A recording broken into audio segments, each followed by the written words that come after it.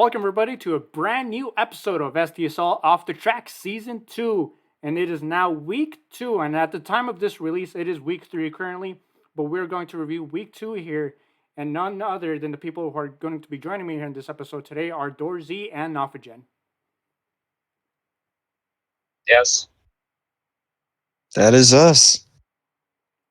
All right. And I know, well, I mean, first off, life kind of gets in the way of things. And originally, I wanted to do this on Thursday. But this recording is on Friday, and this will be uploaded early Saturday.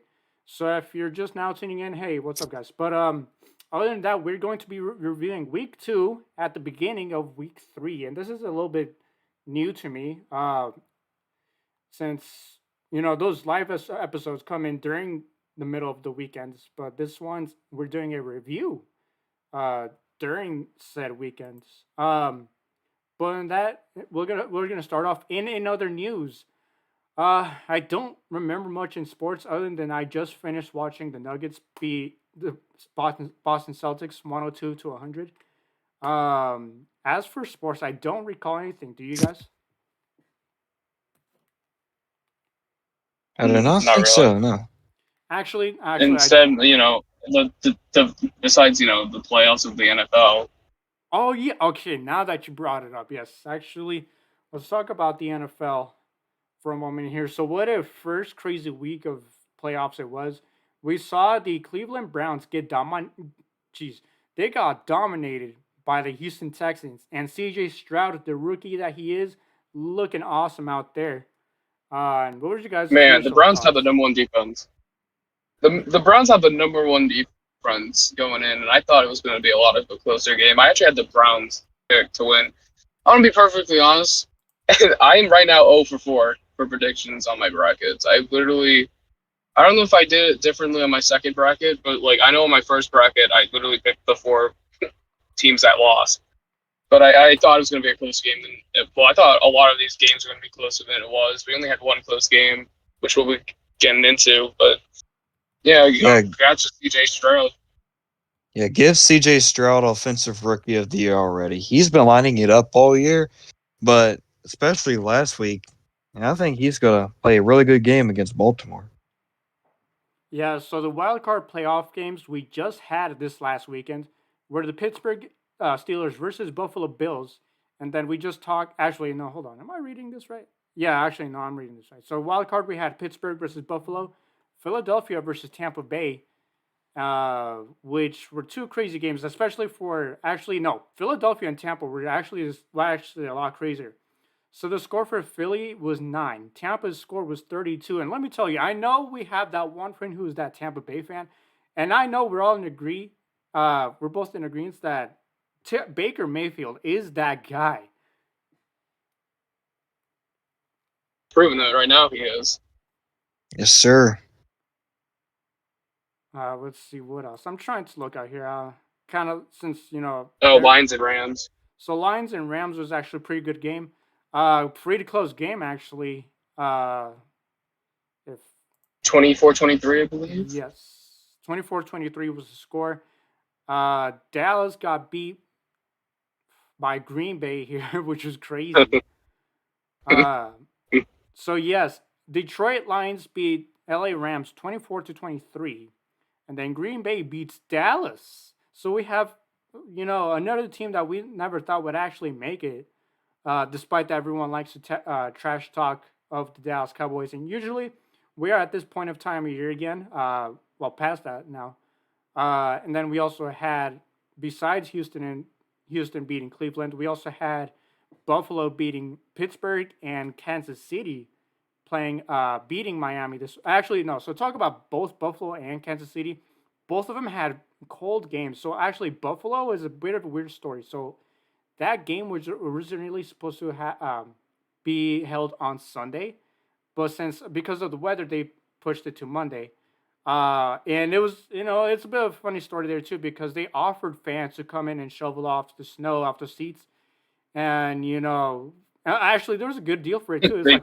It was like $20 per hour and free food. Yeah, they did it again this week as well. Yeah, it's crazy up there in northern New York. Also one of my favorite videos I've seen off that the whole thing was that one guy who's sliding down the snow tubes, shirtless and pushing them all But no down. shirt. Yeah. No, Oh my yeah, gosh.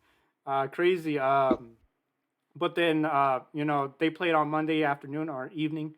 Obviously Bills won, and then on Sunday, no Saturday, I mean, Kansas had the fourth coldest game ever. Um, and actually, out of it was like -4 degrees, but it felt like way lower than that. It felt about -24, -27 degrees, which was a crazy game too. Not too crazy. And also kind of was reported that unfortunately about 15 people got reported of hypothermia. I mean, it's an outdoor stadium. What kind of do you expect? But you know, um, Hey, only 15 people though. yeah. Surprised it wasn't more. I mean, it was just mostly the lower bowl that was there too. Even up on the camera shots of the boxes, like the glasses in there were starting to fog up. Uh, that was crazy weather we had this Yeah, past weekend. yeah. I was just thinking about a question. What would you guys rather have done? Gone to Airhead to watch that game, or buy a Peacock subscription and watch that game at home? I I kind of I did that just second thing. I saw a picture of a fan with a poster that said coming to Arrowhead was cheaper than Peacock. It's Since okay. I'm a huge WWE fan, I already have that Peacock subscription, so I kind of have it. And I didn't even finish the whole game. I got bored. You see, me too. I have a subscription to Peacock for like a couple years now because of one night I was bored and wanted to watch WrestleMania. Um, yeah, I don't know. See, that's the thing too. A lot of people are freaking out about subscription. I can't even say a word. Subscription services, and I mean, it's not terribly bad. There's a free version of Peacock. You can still get to watch shows, but you have to get to watch them with ads, and then you don't get to watch the live sports or events. But then there's like that like why is it like $5, $6, $7 subscription? It's not too high. It's a little bit cheap. Yeah, Um, yeah, it's Peacock is one of the cheapest ones we yeah, got. cheap. Peacocks is a reasonable price. I mean for that subscription, you get like you get all the live events. And then you still get to watch movies, shows with barely without any ads. I mean, movies without ads, shows I guess still with ads. I don't know how that works exactly. I don't go on Peacock a whole lot. Um, but for the people that were being a little hysterical about the whole Peacock thing, it's not too terrible.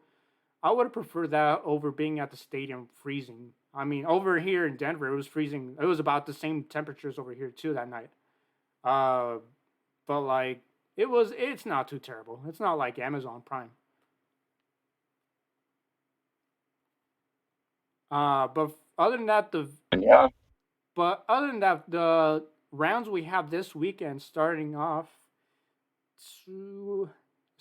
tomorrow, today, Saturday actually. So today we will have Green Bay Packers versus the San Francisco 49ers.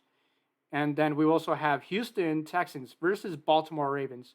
So I'm asking you guys, out of these two games, who are your winners here? I want the Texans to win. I think the Ravens will win, but I won't be upset. I kind of literally, if the Chiefs get eliminated this round, I wouldn't care which team would win the Super Bowl after that. But for me, of course, I want the Bills to win, and I think the Ravens are going to win. The 49ers and Packers, I think that game's going to be close, but I'm going to give the edge to the 49ers. And for the last game, Detroit and the Bucks, that game I think is going to be the closest one out of the four. And I think I'm going to give the edge to the Lions just a little bit. And so, yeah, I think Ravens, 49ers, Bills, and Lions are the four teams that I picked. Yeah, for me, I'm kind of like on that same train. I mean, Texans, I think they'll be able to put up a fight against Baltimore, but the Ravens are just looking like the best team in the league right now, and with MVP candidate Lamar Jackson. And then I really do hope the Bills beat the Chiefs, finally get us an AFC Championship game that's not featuring the Chiefs or is at Arrowhead. Give some other teams a chance to host it for once. So Ravens and Bills for the AFC title game. And then for the NFC side, I do think the 49ers are still the best team in the NFC. I'll give them the edge over the Green Bay Packers. And then the Lions and the Buccaneers, I think will be a pretty good game, but I will give the edge to the Detroit Lions. I know the Ravens are getting Mark Andrews back for tomorrow's game. Well, today, if you're listening, because they'll come out on Saturday. With that, I think the Ravens will probably win. And so my picks for the two games on Saturday. So I'm going to have to pick the 49ers over Green Bay. I mean, think of it on the long run. They have done well all season long. And they got the first week bye for winning their division. Same goes for Baltimore. So my pick for this NFC game, it's gonna be 49ers over Green Bay. Close game, like you guys have said. And then for the AFC, I'm gonna have to say Baltimore is gonna take it home and move on to divisional championship. I think this is gonna be a pretty close game too. CJ Stroud, has been putting up numbers this last week. It's actually kind of funny too because the quarterback of Green Bay and Houston, they both almost have the exact same numbers, which is absolutely crazy. Yeah, I'm 100% sure that we're about to have closer games than we had for the wild card rounds. Oh, for sure. And now for Sunday's game, we have the Detroit Lions and Tampa Bay Buccaneers, and then we also have once again for the fourth year straight now, Kansas City versus Buffalo Bills. Now I'm gonna have to start off here on this one. I don't want to see. I don't. It's not I don't want to see. I don't. It's just I don't think the Chiefs will make it past this round again. They kind of were on and off this season. Sure, they looked dominant at one point, but a couple of their players started looking off, including Travis Kelce, who is like a big factor into this offensive team. Patrick Mahomes, he's trying to stay up there, but at the same time, I think he's starting to get knocked off of seat. But that goes as well for the Buffalo Bills. They haven't looked the brightest this whole season. But for once, I'm gonna have to say Buffalo Bills are gonna take over Chiefs. Yeah, that's my pick. And then for the Detroit Tampa game, I'm gonna have to go with Lions. Same as well. They've looked great all season, especially on last week's game over against Rams. I think these two games are gonna be pretty close. Yeah, So all three of us had the exact same predictions. Yeah, we'll say one thing. The Bills and Chiefs actually didn't play last year in the postseason. The Bills got eliminated by the Bengals in the divisional round, but Right. it has definitely become a heated AFC playoff rivalry. And if the Bills do beat the Chiefs this Sunday, this will be Josh Allen's first win against Patrick Mahomes in the postseason, since he's 0-2 right now in the playoffs. Yeah, let's see let's see if those Paramount Plus commercials that Josh Allen has been starting to appear on starts paying off for him. But yeah. So you guys, and I know you guys have done your picks on that pigskin playoff pick'em. So we'll see how your guys' picks. I didn't get to put mine in before the first game happened. Yeah, even though I did really good in the regular season, I'm I am doing terrible for the bracket for the playoffs. All right, and I believe everyone has their picks in for this week, right? Yes, I do. All right, and so another news for sports, I don't exactly recall. I know, the Oakland Raiders, the Las Vegas Raiders. See, Oakland, Las Vegas, the athletes, the Raiders, they're both going there. It's crazy. So about the Raiders, they actually hired their coach finally, and it was announced that they hired Antonio Pierce to head coach next season. What are you guys' thoughts on this? Well, So I think they're still gonna. Oh, you can go first. it's a really good hire. I mean, this was kind of like a Rich Bisaccia situation, if you think about it. Like they were going way downhill with Josh McDaniels, and once they got Antonio Pierce in, it they were doing a little bit better. And not only that, but the players were really loving Antonio Pierce's coaching. So if the interim does better or does a pretty good job than the previous head coach that was fired, then give him the job. And I think the Raiders made a good choice here, made a good hire. I think Antonio Pierce is going to do very well as the full-time head coach of the Vegas Raiders. I think the Raiders are gonna stay the same, just like this year. They're just gonna be neat. Doesn't matter what coach. Yeah, a lot of people here in the comments saying the Raiders They're, making a smart decision. What's this? Jesus, I can't talk today. Decision. One person says they'll go from 8 and 9 to 9 and 8, which is a bit of a stretch, but okay. exactly what I said. One person says here is that man is about to take them to the AFC Championship. Okay, I guess. All right, let's get I guess. J Rod on here. You know, smart choice. You know, instead of doing the whole searching block, they didn't have to look for any further than the guy they had this whole time after they fired their head coach. But in that, I think that will be about it in sports. I don't know anything else. Do you guys? I'll say something.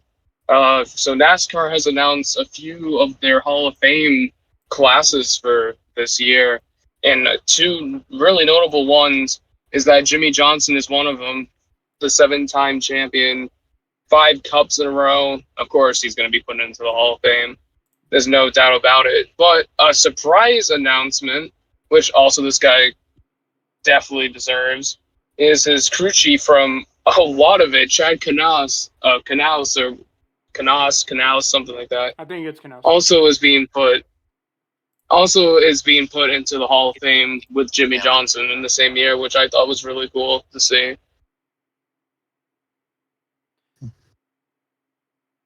Yeah, really cool to see here. I'm just now looking at announcements. I have them here up on the screen. That is awesome to see, honestly. And then also here for class of 2024, they also have announced Donnie Allison for the Hall of Fame as well. And also for the Landmark Award for Outstanding Contributions to NASCAR, Janet Guthrie was announced as well. But on that, I think that's pretty much it. Looking through the page here, if you're seeing this, hello, how you doing? But on that, I think for sports, that is pretty much it. Now we're starting to shift onto monster trucks. Now, first off, unfortunately, a couple of days ago, I believe on Wednesday was, former Monster Jam driver for names such as Bulldozer, NWO, a few names of more Hot Wheels included, and is the cousin of Tom Mentz. Unfortunately, Rob Nell has passed away. So we send our thoughts and prayers to the Mentz and Nell family. But other than that, we're starting to get on to some of the independent shows that we had this last weekend. So the shows we had this last weekend for week 2, we started off through the 12th to 14th weekend. No Limits Monster Trucks at the Cadence Bank Center in Belton, Texas. Toughest Monster Truck Tour in Rio Rancho, New Mexico, in the Rio Rancho Event Center. And then we'll get to Monster Jam here soon in a little. We also had 2X Monster Trucks Live Tour in Kenneth E. Cohen Civic Center in Lebanon, Missouri. Then we also had Monster Truck Wars in the Payne Auto Group Rodeo Arena. That is a long name. Mercedes, Texas. And then they also were in Cross Creek Arena and Wingate, North Carolina. No Limits was also at the Monroe Civic Center for, I believe, one show at Monroe, Louisiana. And then All-Star Monster Truck Tour, where the Zimmers are ripping it up currently. They were at the Florida Sports Park in Naples, Florida. That's where Monster Jam used to go. I'm pulling it up here for the other results. We also had Hot Wheels Monster Truck Live. They had 3 of their shows separately everywhere. One across the pond at the first direct arena in Leeds, United Kingdom. Then they were back over here at the States in the Moody Center in Austin, Texas. And they were also in the MVP Arena in Albany, New York. And then looking through the order here, so I believe that is it from the independent side. Do you guys remember any highlights from the independent scene this last week? The first thing that for the independent scene that I like remember was that John Zimmer Jr. like pretty much won every competition and got a complete like 60 points on that tour. Oh my gosh. Like he got 60 points in a show or two shows. I don't know how many shows they had, but apparently he won literally everything. So yeah, the Ascended Motorsports group first and second right now, and they're leading quite a bit. Yeah, taking a look at the points series here for their championship series. Terminal Velocity with 224 points, Uproar in second with 206, Playing Crazy with 168, Colossus with 160, and then last year's champion Crazy Train with 155, and then Little Miss Dangerous sitting last with 110. Big lead. You might as well give the championship trophy to Lil John Zim here. Yeah, you can't count out Senior though. He's only 20. What did you say? 206 he has. So I think it's like 24 to 06. Let me see here real quick. Gotta do the math here. I can't do the whole math in my brain just yet. It is an 18-point difference. Yeah, and then like after that, like behind him is Playing Crazy, and that's like pretty much a 40-point difference. I think we already have our first and second place right now with the Sunday Motorsports camp. And who's it going to be? Father versus son. After this weekend, I'm pretty sure it's going to be Junior. Oh, yeah. And then for pretty much that is almost for toughest, actually. Hold on. I do want to look at some toughest things. Just because we have one show currently over there and in South Dakota. Let me look at these posts real quick. So they were at Rio Rancho this last weekend. I don't know as much as what happened. Other than that, there was also news that Jacob Ladwig, the driver of Rat Attack, was there to drive Tailgater for Doug Jones. Tim Jones, Doug Jones. Is it Tim Jones, right? I keep forgetting drivers' names. Yeah, it's Tim. Okay. Yeah, Jacob Ladwig was there to drive the Tailgater. Go ahead, you were going to say something? Well, who did you say originally? Did you say Daniel Jones? I said Doug. Oh, Doug. I was like, Daniel Jones is a quarterback. Daniel Jones all alone and he trips. And his neck is like 50 inches long. What? Yeah, some great highlights we had here from Rio Rancho. Once I heard that Jacob Ladwig was in Tailgaters that last weekend, I knew he was going to start ripping it up. If anyone has seen Jacob Ladwig and Rat Attack live, that man is not afraid to show up. I saw him a couple of times last year. He's a great racer, great freestyler. He checks checks off all the boxes that will be listed out for him. And also to point out here on the video version, on one of the ramps, they put out great Jack Cabrera paint tribute, which great, nice tribute for Jack. But other than that, I think that is pretty much about it for Independence this last weekend. Now we're starting to get into Monster Jam from last week. And now I'm going to put up the results here, starting off with Tacoma, Washington being actually, no. So we had all three arenas and then two stadiums. One of them finally starting to make their debut last weekend in San Antonio. We'll get there in just a moment, but we're going to start off with Tacoma, Washington. January 13th through the 14th. 5 shows. And I think for our predictions for overalls here, we're mostly Brandon Minson. And I'll go here through them quickly. So starting off with Friday evening, your racing winner was Brandon Vincent and Gravedigger over James Calhoun and Earthshaker. Your Great Clip Skills Challenge winner was once again Gravedigger. For donuts, it was Megalodon. And then for freestyle, it was Gravedigger. Your overall number one goes to Brandon Vincent and Gravedigger. On to Saturday afternoon. Once again, it was Brandon Vincent and Gravedigger defeating Tony Oaks and Thunder Roars in the racing finals. Your skill once again goes to Gravedigger. Donut this time goes to James Calhoun and Earthshaker. Freestyle goes to Gravedigger. And overall number 2 is Brandon Vincent and Gravedigger. Now move on to show 3 Saturday evening. Your racing winner is not Gravedigger this time. It is in fact Velociraptor over Earthshaker. But however, skills was once again Gravedigger. Donut goes to MJ Solorio and El Toro Loco. And then for freestyle, making her second backflip on freestyle. I believe this is her second freestyle win so far this year. It is Ashley Sanford and Megalodon. And overall, number 3 does not go to Brandon. It is, in fact, going to Megalodon and Ashley Sanford, finishing the night on a tie with Gravedigger, both 22 points. But I think they broke that tiebreaker with the freestyle win. And then for show 4 Sunday afternoon, your racing winner is Gravedigger versus Ashley Sanford and Megalodon. So Gravedigger has so far has had different opponents for each finals competition. This time beats Megalodon.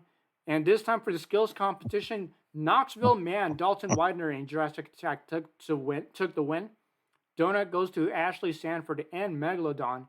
Freestyle goes to Thunder Roars.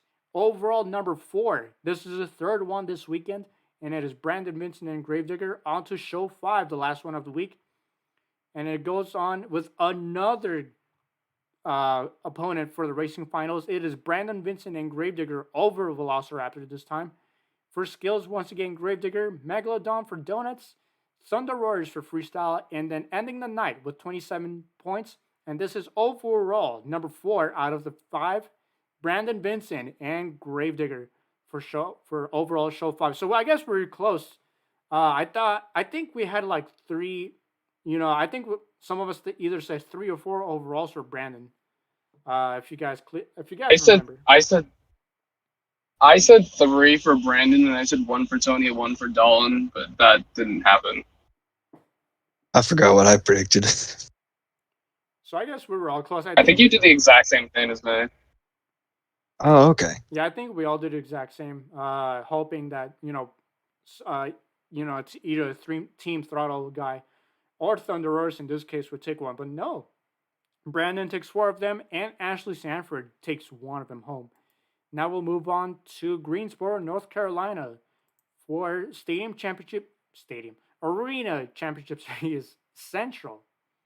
And now this time, this is the first weekend of the official point series.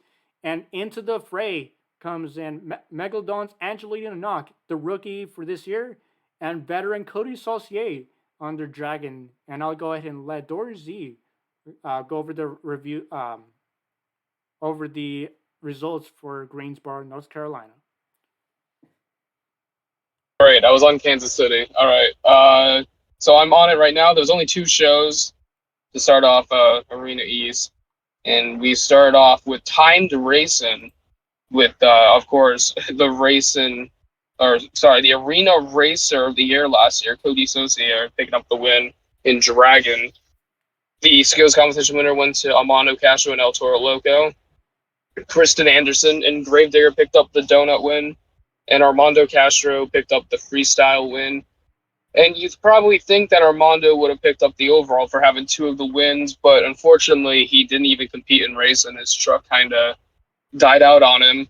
But Kristen Anderson took home the first overall then champion of the weekend. And for the second show, Kristen Anderson still with a dominant show as she picked up the timed racing competition. and she also picked up the skills competition as well. Cody Saucier picked up the donut competition win, and then Kristen picked up the freestyle win, and she also picked up the overall event champion, making it 2 for 2 for Kristen. And Team Gravedigger is still going at it. And now, one thing I did kind of want to talk about, I know you've mentioned that Cody and Dragon did not have a great weekend at all. What kind of lead us into that?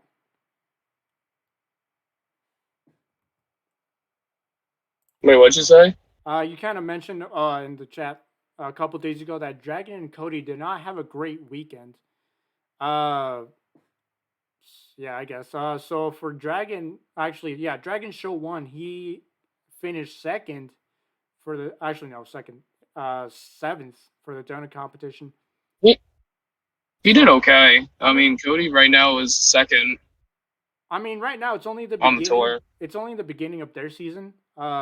Starting off for the points. But other than that, so far Kristen is taking the lead. I think Zach Garner was the biggest disappointment so far in week 1. Because he's sitting right now in 5th. Yeah, that was very surprising too, seeing him that low to start the year. But the veteran Chad Tangler right now sitting in 4th place, only 4 points behind Armando Castro. All right, now we'll move on to Kansas City, Missouri, where our boy Zachary was at last weekend at the T-Mobile Center for 3 shows, I believe. I'm actually correct. So this is the second week of their official points series, and I'll go ahead and let Dorzy back into it. Oh, fun. All right. So there was 3 shows in Kansas City. The first show, Brandon Tulachika in the Just Get Her Done 2 picked up the racing win over Weston Anderson. And for literally the rest of the show, Weston Anderson picked up every single win, including the overall event championship with 31 points. Show number 2, Jamie Sullivan defeats Weston Anderson in finals of racing, picking up, I believe, her 2nd or 3rd racing win of the season. Weston Anderson picks up another skills win. Jamie Sullivan picks up a 2nd win of the show with the donut win. And then her first competition win of the season, Brandon Mahan and Scooby-Doo picked up the freestyle win. And Jamie Sullivan picks up her 2nd overall event champion. And for show number 3, just pull out the brooms because Weston Anderson swept the entire show, defeating Brianna Mahan and Scooby-Doo in the finals of racing, and then just picking up a solid 32 points to end off Kansas City. So one of the things I actually kind of did want to talk about Kansas City is that Jamie Sullivan has still been consistent after week 1. This wasn't her best weekend, but she still has stayed consistent because she did pick up a racing win and a donut competition win. But also, other than that, she also performed, I believe, her 2nd ever backflip in her career. And actually, we'll pull that up here in just a moment. But let's talk about that for a moment. Yeah, no, she's definitely been improving a lot so far in the first 2 weeks. Of course, it's only the first 2 weeks anything could happen. I just think last year she was just on the hardest arena tour ever, competing against Brandon Vincent, John Zimmer Jr., Zach Garner, Cody Saucier, Tony Oaks, all that. This season, I think we're about to see Jamie probably finish 2nd and possibly making her World Finals debut this season.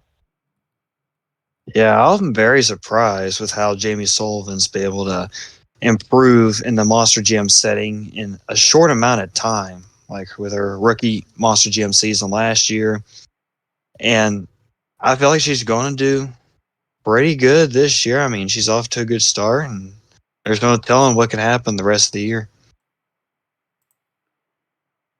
Yeah, and I'm also actually want to talk about Alex Barton and Stone Crusher here for a moment. Actually, making the truck look great out here.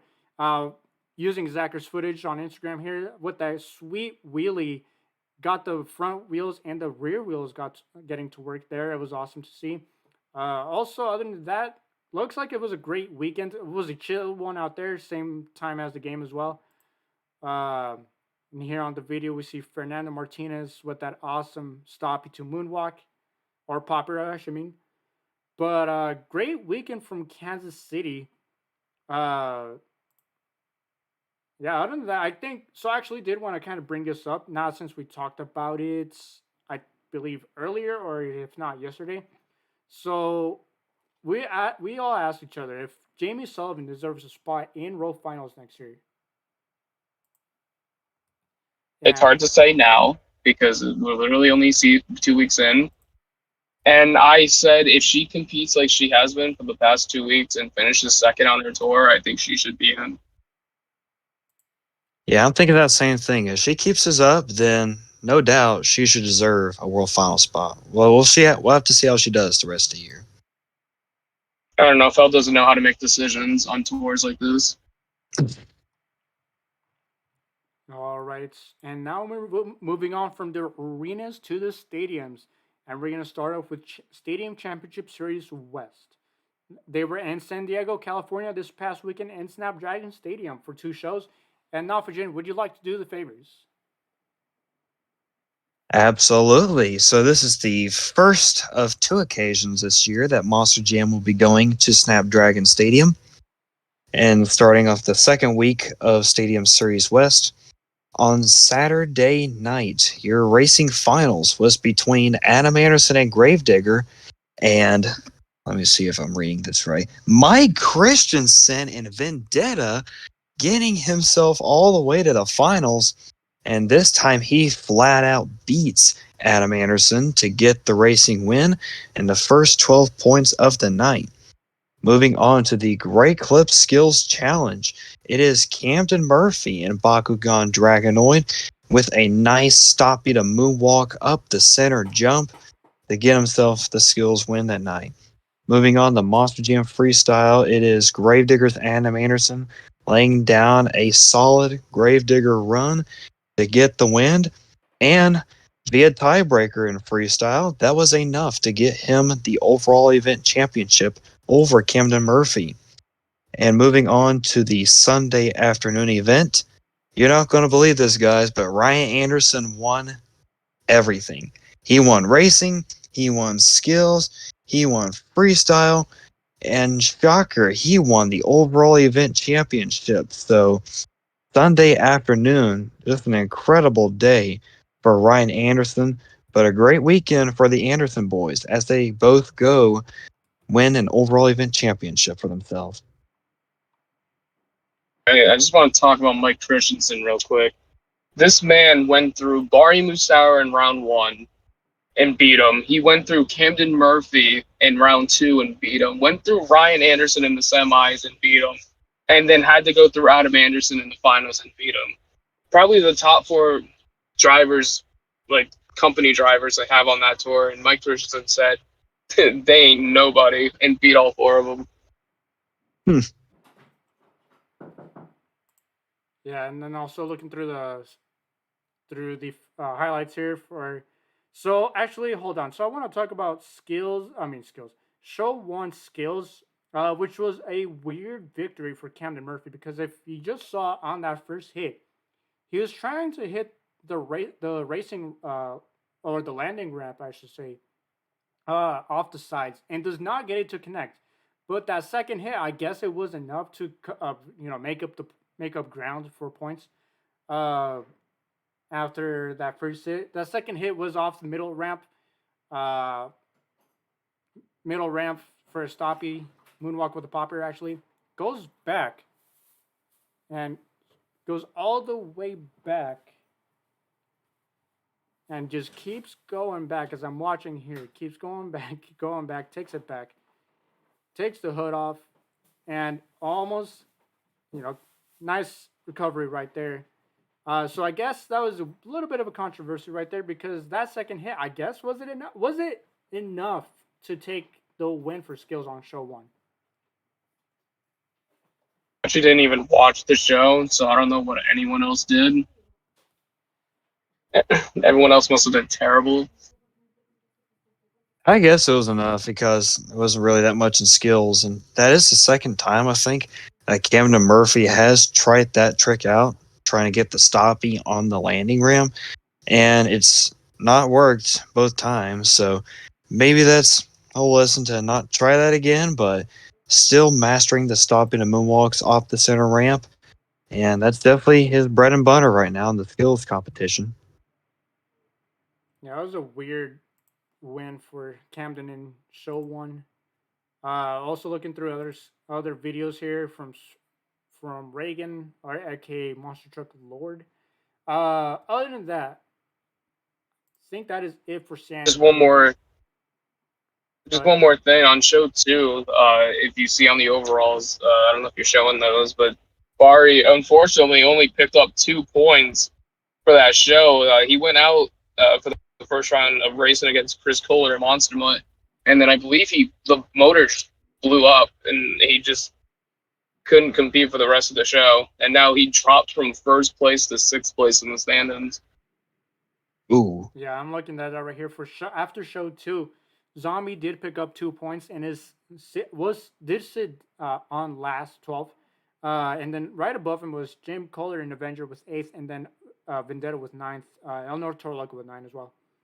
Yeah, what a weird night for Bari, especially after. So if you guys do remember watching his story, I believe Thursday afternoon, or Friday, I don't remember which one it was. Uh, but they were getting a new motor in after San Francisco, and I believe that was the same one. I mean, it's got to be the same one, but unfortunately, that motor actually gave up on him too soon. Did not hold on, but other than that, I guess tough break for Bari Muzawa and the Zombie. And that is Stadium West. Now we're moving on to the debut of the second Stadium Series. And before we actually start off, so this before we start, if we're gonna talk about a couple things here, especially about one certain, actually two certain, no, three, since it keeps piling up. We're gonna talk about certain trucks here that had and I mean like awesome new reveals. And I want to start off with the Shaker monster truck. They had a nice tribute to so Ryan Disherin had a nice tribute body on Shaker that was a tribute body to Rick Disherin, his dad's Rick Disherin's old truck from the early 2000s. And if you guys backdraft. do remember, it is backdraft. So it was an awesome body that they put together here for Shaker. Here, so it was a really awesome body. You know, I think this body just really fits well. What did you guys think? I'll start off with Knopf on this one. Yeah, I definitely loved tribute to Rick Disharoon's backdraft truck. He is the one who got Ryan Disharoon into the industry. And I just love the design on Shaker. I love the red. I love the flames. Definitely a new look for Shaker, and I really like it. It's cool, and I hope he runs it long enough so I can see in Atlanta later this year. But we'll see. Yeah, I was gonna say like I'm very excited to see this body in Foxborough. Of course, that's not till the end of April, so hopefully that body is still kicking it. It's definitely a nice tribute to the backdrop with Rick Disharoon. Backdrop was always one of my favorites as a kid. One thing that I've seen some other people say, I think they need some red rims on that. I think they would really pop off. But besides that, happy 10 years to the Shaker truck. Honestly, time's going by so fast. I can't believe that truck is actually 10 years now. Oh yeah. I for one really did like the body. Like I agree with you. They could have done either red or orange rims. I think red would have fit because that's what the original backdraft design actually had on there back in the early 2000s.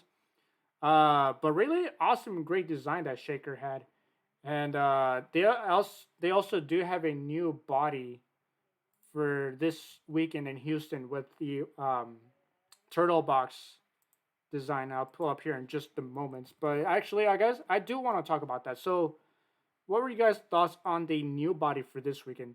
Or I believe this will be a display. We're not too sure until tomorrow. But what were you guys' thoughts on this?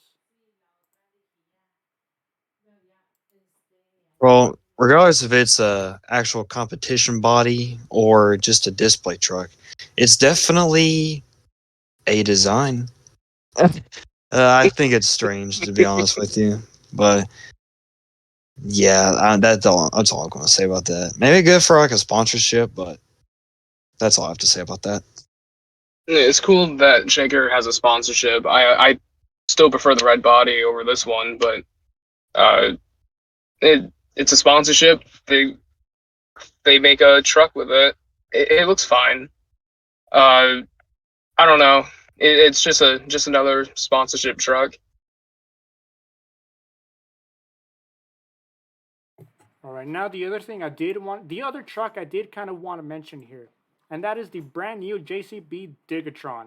And so the reveal came out on Friday for the awesome new Monster Jam truck. I'll pull it up here in just a moment, right there, right now. Uh, so we've seen the concept before back in November, or yeah, I think it was November. We got to see the concept and design, the official render. Uh, and then we were all waiting for what this thing would actually come out to look like in real life. And I, for one, I really like this. I actually kind of like this over the Thunder Royce truck that they rolled out with last year. I agree. Let's see if I got Also, the reveal, the intro that they shown the first time they revealed it is fantastic. Oh yeah, the intro was sick. That intro was awesome. Yeah, I'll say starting off with the truck itself, I love how it inspired by one of their machines, the backhoe. But I love the truck. Tristan England's going to do a great job with it this year. But my gosh, that intro or that reveal, one of the best monster truck reveals I've ever seen. Rolling out the JCB, the dirt crew, the equipment, all that, pyrotechnics everywhere. It's just an incredible reveal in San Antonio. Yeah, it basically came through like a brick wall, something like that, with the Yeah. JCB logo on it. Had all the JCB truck equipments around the new Digatron truck.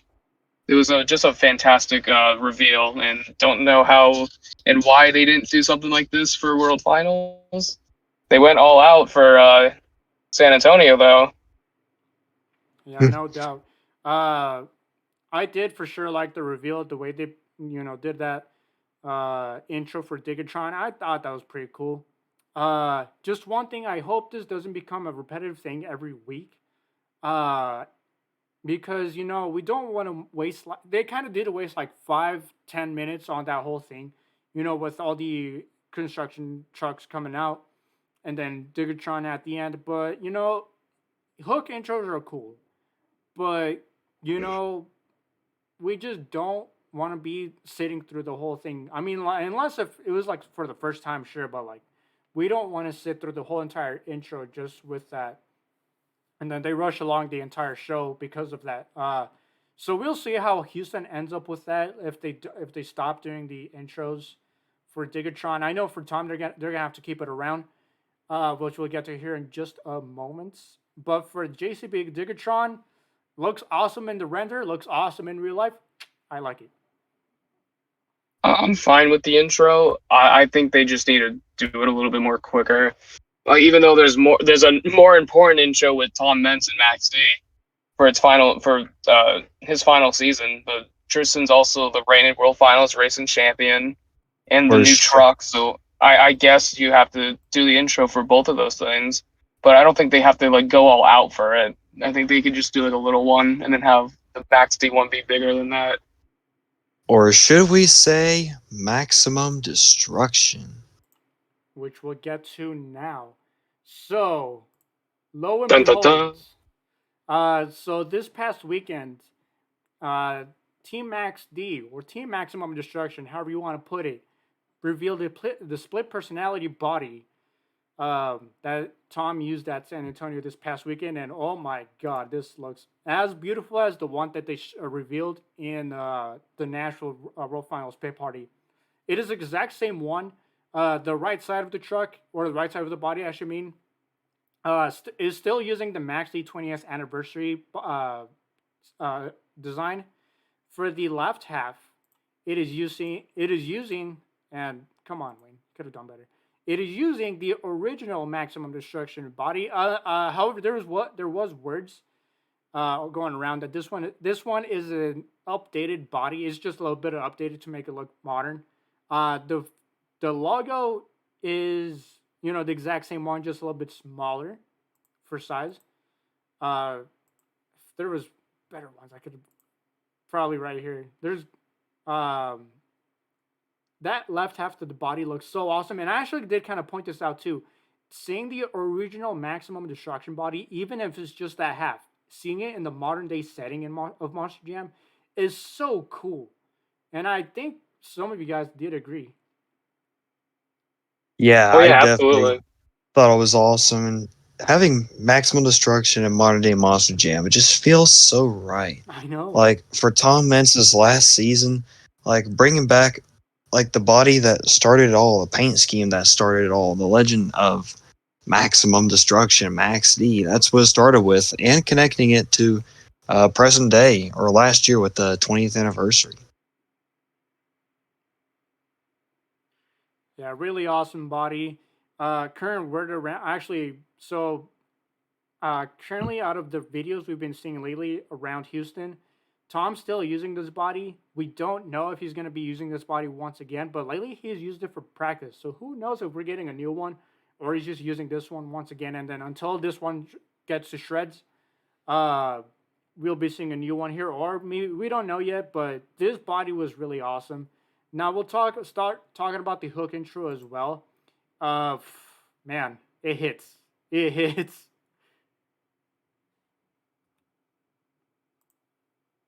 If you didn't shed one tear during that, you're not a true fan.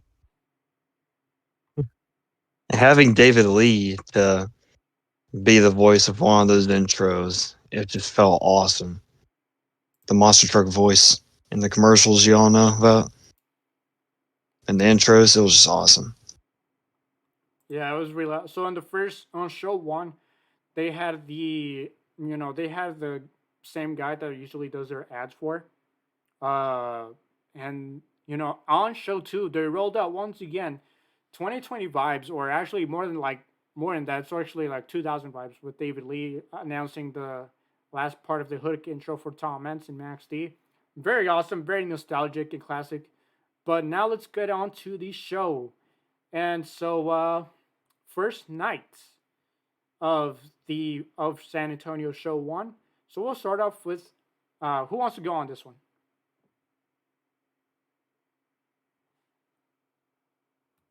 Okay.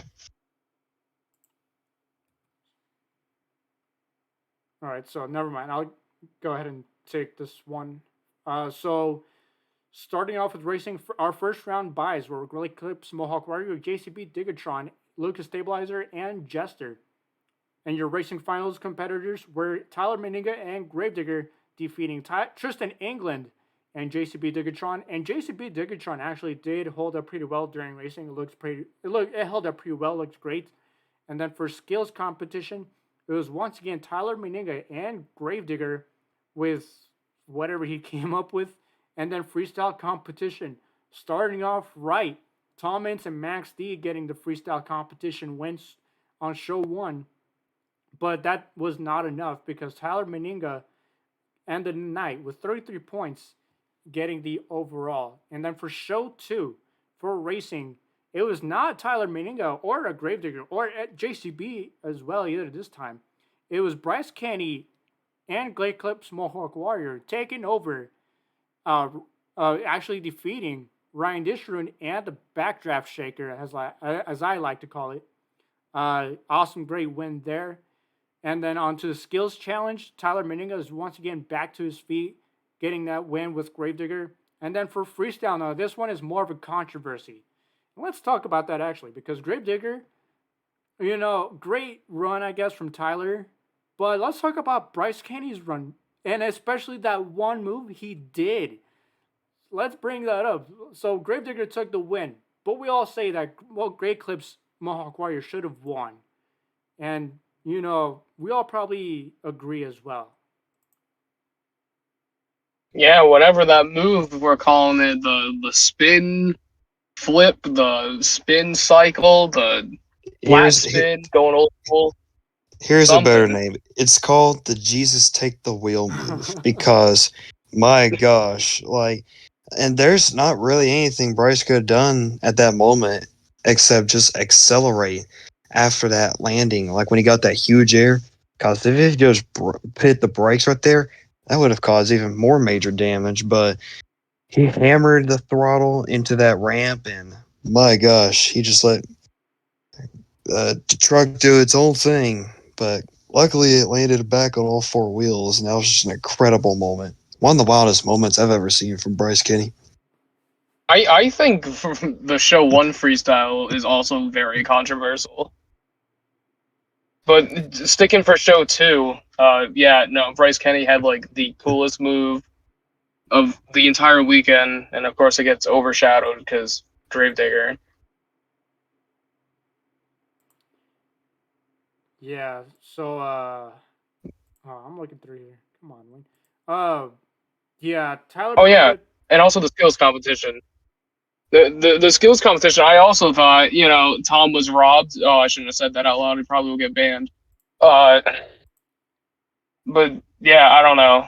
It just this first weekend of this tour did not make me happy with fan judging.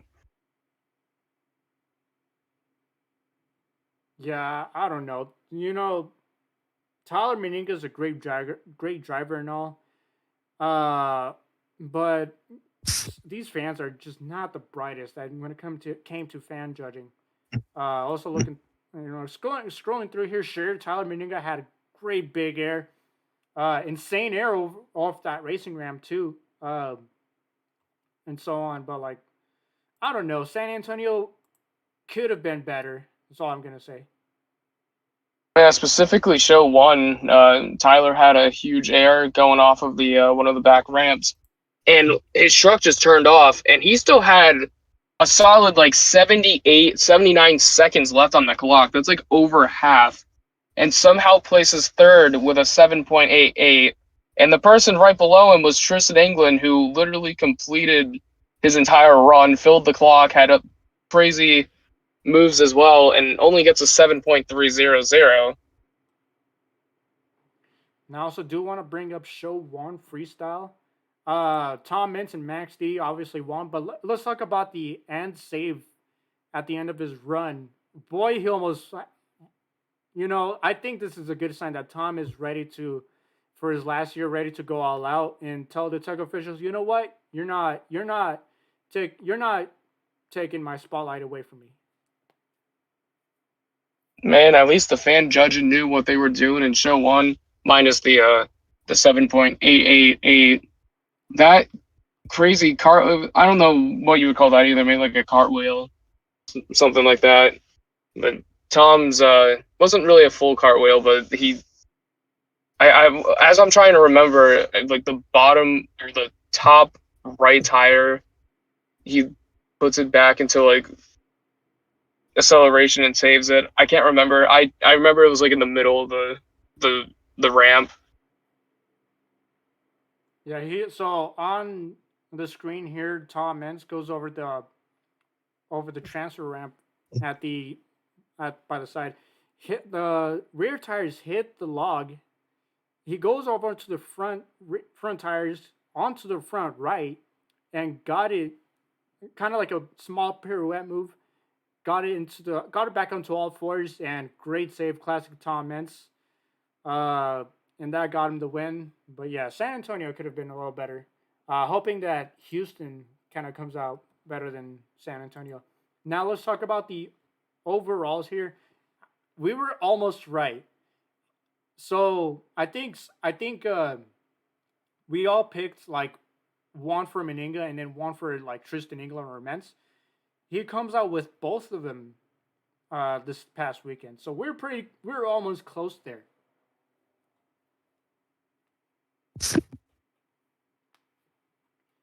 And so that is San Antonio. Now we'll look into the results here. I believe, Good.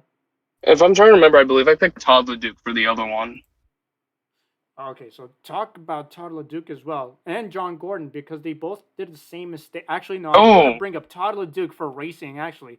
So in Racing Show 1, so he said that the dirt was a little bit, it was a little bit, like it, they were sliding around, especially at the end because it was a little bit too wet. And so at the end of his racing turn, he goes straight into the container and hits it straight on and got disqualified. And on his story after the show, he said he was not happy. yeah, you can clearly tell on the video that he was braking before he even hit it, and the truck just kept sliding forward and eventually hit the barrier. And then literally the round after that, where Todd should have been in, John Gordon does the exact same thing. Yeah, John does the exact same thing, which was weird. But yeah, Todd was not happy that he got disqualified for it. And so that kind of means I that would be upset about it too. yeah, a lot of things going happen here in San Antonio. So now we look onto the point standings for all 5 series of Monster Jam. Starting off with Stadium Series East, your current leader is Tyler Meninga and Gravedigger with 65 points. And then in second is Tristan England with JCB Diggertron with 60. Bryce Kenny and the Great Clips Mohawk Warrior with 51. And then right behind him is Tom Ince and Max D with 47. And then Ryan Dishroom and John Gordon, Shaker and Bad Company. Actually, no, hold on. This is weird. So Shaker has 40. John Gordon, Bad Company with 35. Todd LeDuc and Megalodon with 32. Jamie Gardner, El Toro Loco with 29. Lindsey Reed. Now we'll talk about Lucas Stabilizer here in just a moment before we start off week 3 with 27. And then the same spot for 9th is Culver Norton Black Pearl with 27. Matt Pagliarulo and Jester with 20. And then Mike Pagliarulo covering for Nick this past weekend in Kraken with 15. Moving on to Stadium West. After San Diego, we have 2 Sands. That was weird. Adam Anderson is still your. Actually, no, hold on. We have a tie. We have 2 ties going on. What? So Adam Anderson. Did they change the points again? I think so. It was not like this. So they have it messed up. I know you I'm guys. so confused. You and Caden have this more accurate, but this is weird. So on the website here, it says that Adam Anderson and Camden Murphy both have 107 points, tied for the lead. Ryan Anderson and Corey Rummel both with 100. Now I don't know if that's right either. After that, we have Chris Cole and Monster Mo with 94. Barry Musau with Zombie with 76. Dropping a lot of points after week 1. Cole Stevens and Thunder Roars with 74. David Alford in Velociraptor with 76. 66, I mean. Joe Foley and El Toro Loco was 52. Jim Kohler in Avenger with 46. Caleb Blood Soldier Fortune with 45. And then Mike Christensen in Vendetta with 44. So yeah, this website is not up to date. Yeah, I don't know what's right because on Monster Jam's Instagram page they still have the old points where Adam has 107, Camden has 106. I don't know what's right anymore. And then your current Arena Series Central leader is Weston Anderson and Gravedigger with 161. Jamie Sullivan, for a second year, she's improved and looking better than before with 135 in second. Brandon Tulachka with the Just Got It Done second generation, 114. Brianna Mahan in Scooby-Doo with 102. Fernando Martinez and El Toro Loco with 101. Michaela Tulachka, Megalodon with 80. And you're going to say nice to this because Alex Barton and Frank Kreml, this Monster Trucks Unlimited team, both share 69 points. Nice. Nice. And then for Arena East, we have Kristen Anderson and Gravedigger with 56 points. Cody Saucier, Dragon with 45. Armando Castro, El Toro Loco with 44. Chad Tingler looking strong out there with the Overboard with 40 points. Zach Garner, Wildsided with 38. Mark Holland, the Raminator with 32. Angelina Knock and Megalodon with 19. And Kurt Kramer in the Blue Rebel HD Ramunition with 12 points in last. And then for Arena West, your leader. So all leaders right now are Gravedigger. For Arena West, it is Brandon Benson and Gravedigger with 246. Tony Oaks and Thunderworks with a 184. Knoxville Man Dalton Reiner Jurassic Attack with 177. Ashley Sanford Megalodon with 158. MJ Solorio and El Trollico with 139. James Calhoun Earthshaker with 124. Devin Winfield Velociraptor with 107. Or you could say Devin Winfield and Tim Hall Jr., since Tim Hall Jr. actually was there to drive, I believe, show 4 or 5 or both shows for, I believe, Sunday. Both Velociraptor with 107, and then Berto Trevino, Monster Mutt Rottweiler with 98. And so I know, let's talk about the points here. So it's bothering us that it's all Gravedigger right now. I'm right now pissed off that I don't even know what the hell's right. Because I don't know, the Instagram post shows one thing, and now the website shows another thing. We don't know what the hell's right. Like, even like on the like for San Antonio's page, it says Bryce got 29 points in one show and 27 in the other, and that would be 56. Yeah, it's weird, and I'm gonna pass that off to Nofogen. We've had you silent for a moment. What do you think about the points so far? Gravedigger. That's what I think of the points right now. I know it's early in the season, but all 5 Gravediggers leading all 5 points tours, that is definitely a sight. That's all I'm That going is to say definitely about it. that is definitely a sight that we will see, and then we will keep seeing, and then it'll never stop seeing. Oh my gosh. Yeah, and then so looking at the post here, so for arena, so like Dorsey corrections on Stadium West. So Adam Manderson does lead 1 point over Camden Murphy with 107 versus 106. Now that this part is right, for third place we have a tie for third. Son of a Digger and Megalodon both with 100, and then for last we have a tie as well. Vendetta and Soldier Fortune both with 45. So whoever's running website has to be more accurate. The one who's running the social media accounts, like the Instagram one, is probably the most accurate one here. You guys, are keeping track as well too. So the website has to be better on this part. I mean, the way I've done the points, I had Ryan Anderson with 105 points because it shows that he had 24 points in the first show, and he had a total of 36 in the second. And that right there was a total of 105 from how many points he had from the first week. So there's always one thing that I know is that I never trust the websites anymore until the Instagram thing comes out. All right, now looking into the power rankings after week 2. Your current top 5 are Tyler Meninga and Gravedigger, Tristan England and Diggertron, Brandon Vincent and Gravedigger, Bryce Kenny, Great Clips, Mohawk Warrior, and then Weston Anderson with Gravedigger. So I don't know how power ranking works exactly, and I know you guys don't like it either. I'll start off with Nuff. No. You guys, what is your thought on this, Nuff? Yeah, Monster Jam Power Rankings. What is the criteria? Because looking at it here, well, Knoxville Man, Dalton Weiner, he was in the top 5 last week. This week, not even in the rankings.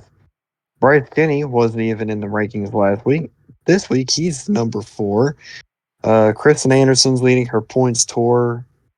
And despite Armando Castro and Cody Saucier are above Kristen. So yeah, Bari dropped from number 1 to number 12. Yeah, what's the criteria? I mean, the Bari thing kind of hurts when you only got 2 points for a show, even though it wasn't his fault.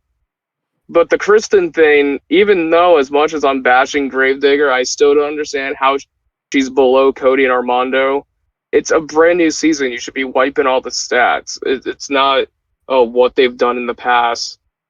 I don't know who's doing the power rankings, but what I do know is I never look at these the same anyways, because they're always wrong. Even though I do agree with the top 5. Yeah, and then so one more thing to talk about here. And so last week, they did announce a voting poll for favorite maximum max D or maximum destruction body, and it ranged across from the original maximum destruction body to the max D spikes.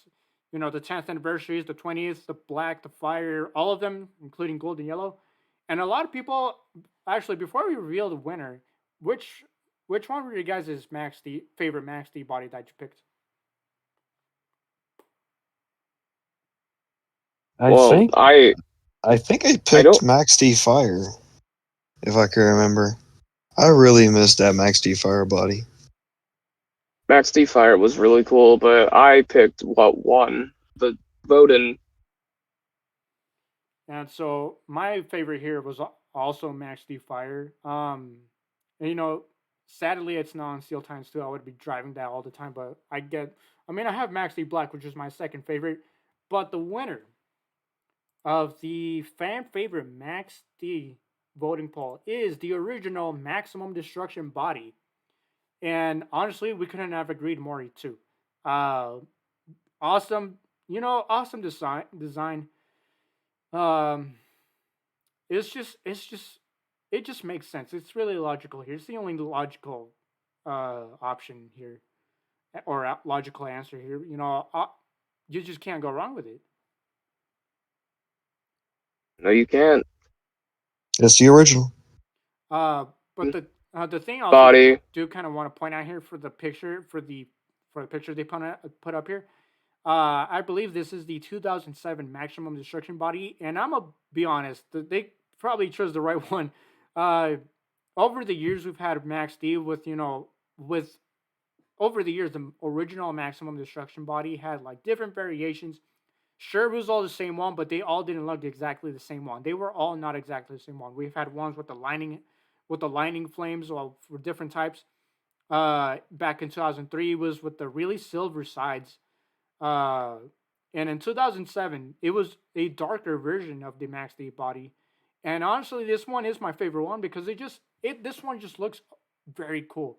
Not only because it's a darker version of the same body, but they also in 2007. I don't know if this is like throughout 2008 on until they got the silver and orange beadlocks.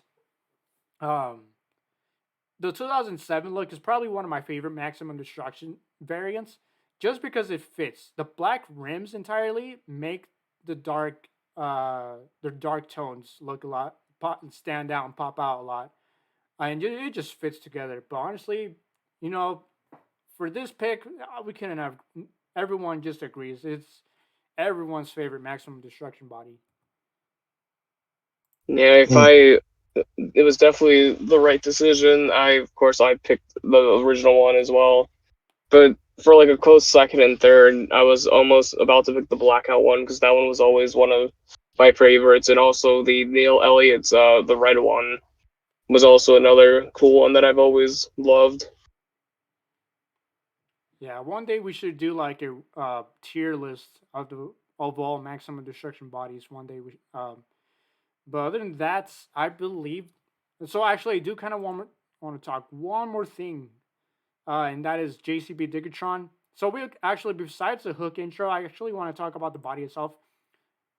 It's okay. Besides the body, it was already nice, but I really like the rims here too. I think this is the first time we've seen a truck with two colors on beadlocks at the same time. This one has yellow and black. And every time it rolls, it just looks so cool out there. I'm gonna start off with Knopf. What did you think on this? Well, I think the B-Locks were definitely a really cool addition to this. I think we've seen anything like it.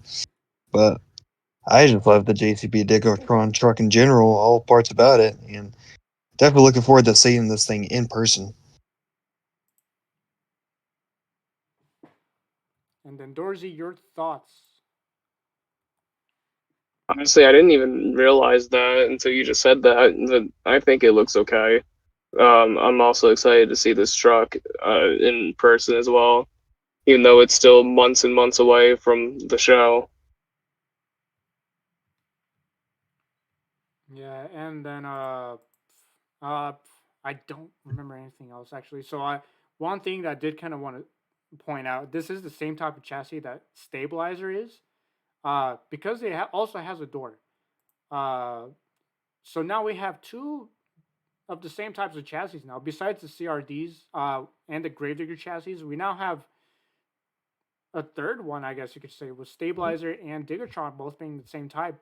Uh, but yeah, other than that, I think that is pretty much it that I actually did want to point out. Is there anything else that you guys want to go over? Yeah, I'm assuming we're going to be talking about this weekend's shows and our predictions. That's true. But if we're going to roll into that, something that I want to point out, speaking of stabilizers, that we're going to have two villain drivers competing for the first time this season. One of them, for Arena West, it looks like Jeff Souza will be taking the wheel of the blue Velociraptor in replace of Devin Winfield. And for Stadium East, Lindsey Reed won't be competing. Lucas Stabilizer and the GOAT Chucky Pocken is returning into the USA stadiums driving Lucas Stabilizer. Let's go, Charlie. Chucky Dance. Yeah, Oh yeah, great to see Charlie Pocken back. Charlie is packing. Oh my gosh. Charlie Pocken back once again to, uh, you know, to cover for a driver for a weekend. This is awesome. Last year he covered for El Toro Loco after a certain driver got fired. It is fortunately it was Markless. I can name this driver, unlike another one that I can't, or I don't want to actually. But Pocken covering for Lindsey Reed this weekend, and Stabilizer is going to put some fierce competition onto the rest of the field. And like I said, Tom Menson and Charlie Pocket um, in the same show once again is going to be awesome. Um, and we all know that Charlie Pocken is actually he in the internationals he's going all out. And I know Dorsey likes to make that one meme of Charlie Pocken, basically like showing how it is old school or these new drivers ain't jack. Um, but yeah, Charlie Pocken back again in the States is going to be awesome to see. Uh, yeah, probably mention more about him later.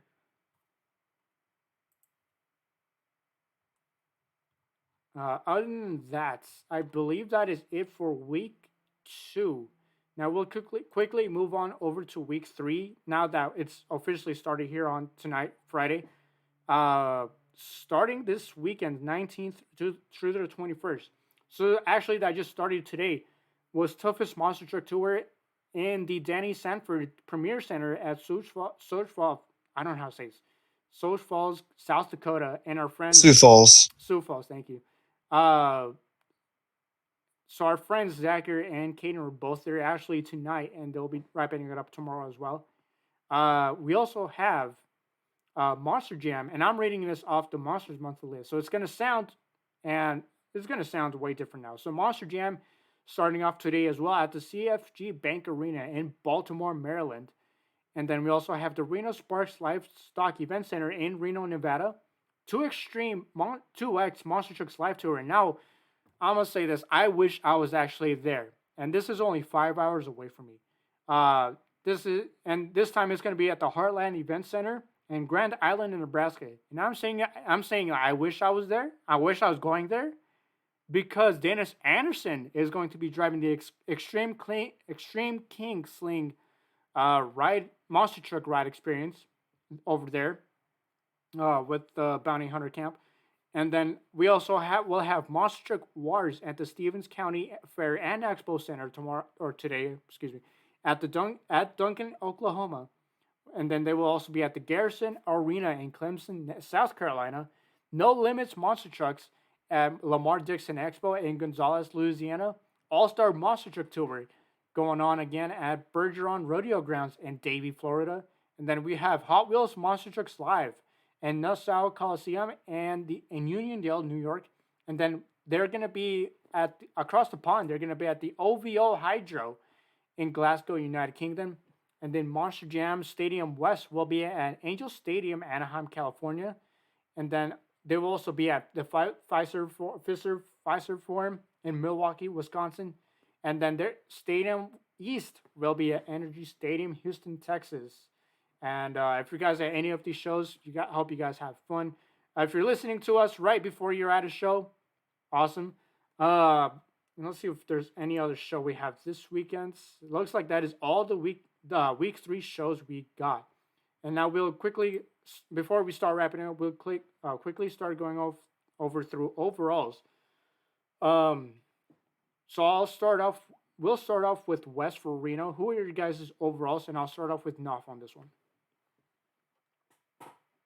For Reno, Nevada, we have 4 events this weekend. Let's see. I think I'll go with Brandon Vinson to win 2 of them this weekend. Tony Oaks, Thunder Roars to get 1. And for the 4th one, I'll say Ashley Sanford. She's kind of got on a hot streak after winning hers last week, so I think she'll get another one this weekend. Now, Dorsey, your overall projections for Reno. See, I'm surprised that Tony Oak still hasn't gotten the overall event championship yet.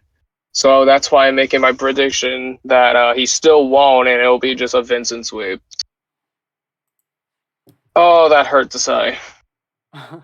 And then for Reno, I'm going to have to go with Vincent again, basically throughout the weekend. And then we'll move on to Baltimore, which also was happening today. Naf, who are your overall picks? Let's see. I'm going to go with each event having a different winner. I'll say Kristen for 1, Armando Castro, and Cody Saucier.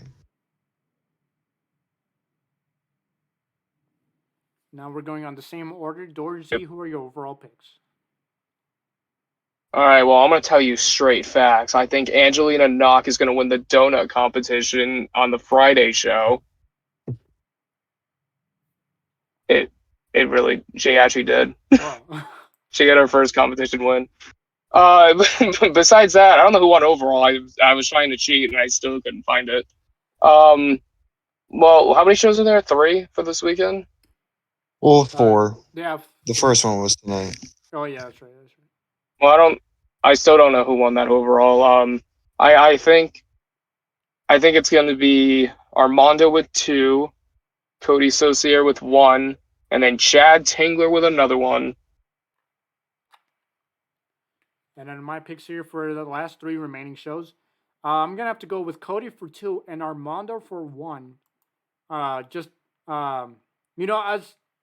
As logical it could have been for Kristen, but Baltimore isn't really.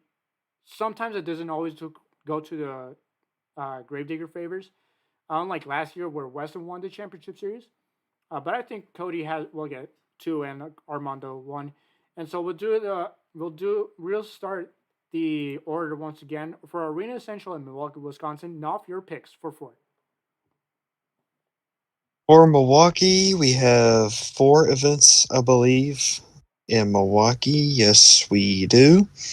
I'll go with Teeny Man Weston Anderson winning 2 of them. Fernando Martinez with 1 overall event win, and then the 4th one, I'll say Jamie Sullivan gets it. Right, and Dorsey, your picks. So I'm going to say that Weston takes 3 of them, and then Fernando will take his first one for this year. Now, my picks here are going to have to be Weston for 3 and Jamie Sullivan for 1. Kind of just like last weekend at Kansas City. And now we'll move on to Houston, Texas for Stadium East. And we're going to have 2 shows here starting off with Saturday. Nafajin, who is your picks here?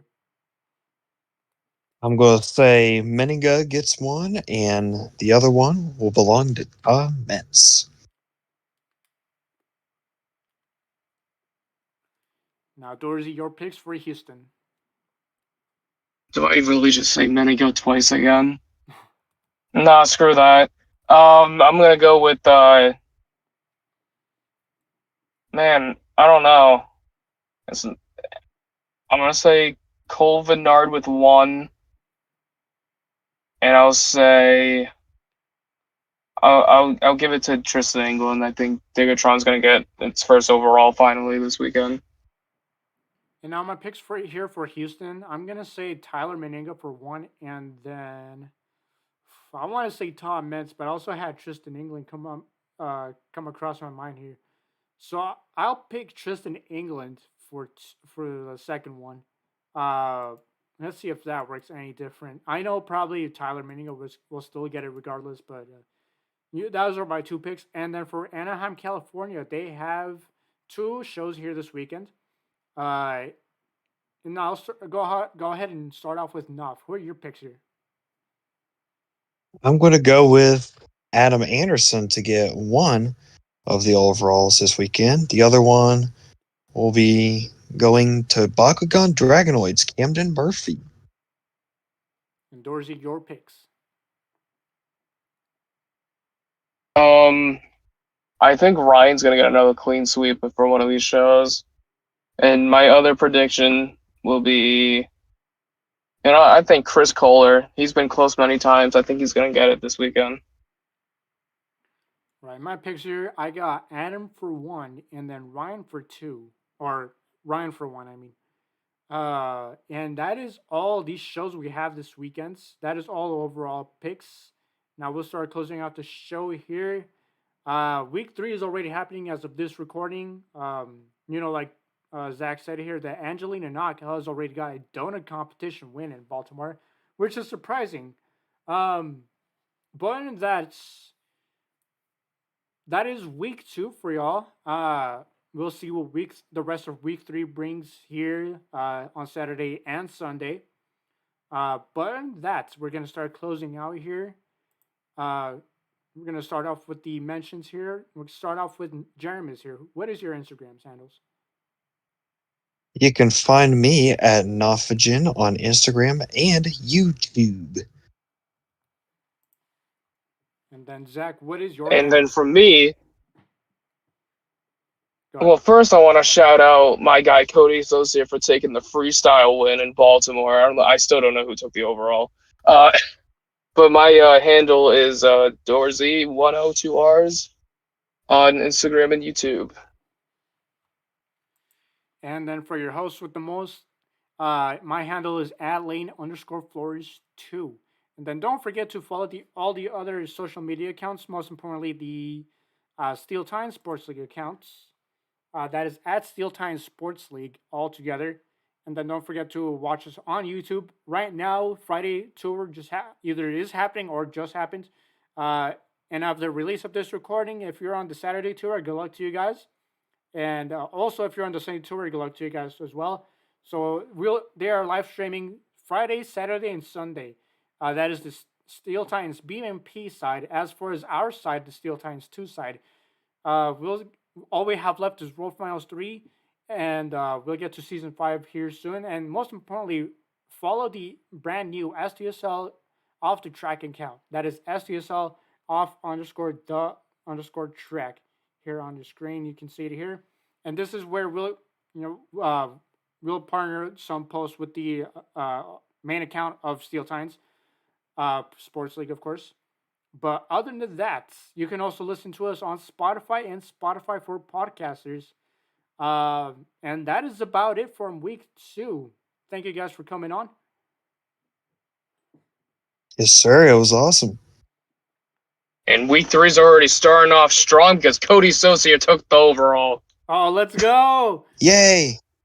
So Let's go. We're 1 for 4 so far. All right, and that'll do it from us here. Hope next week we come out once again on Friday or Thursday. We'll see how my schedule goes personally. But other than that, follow our accounts. And that's pretty much it. This was week 2.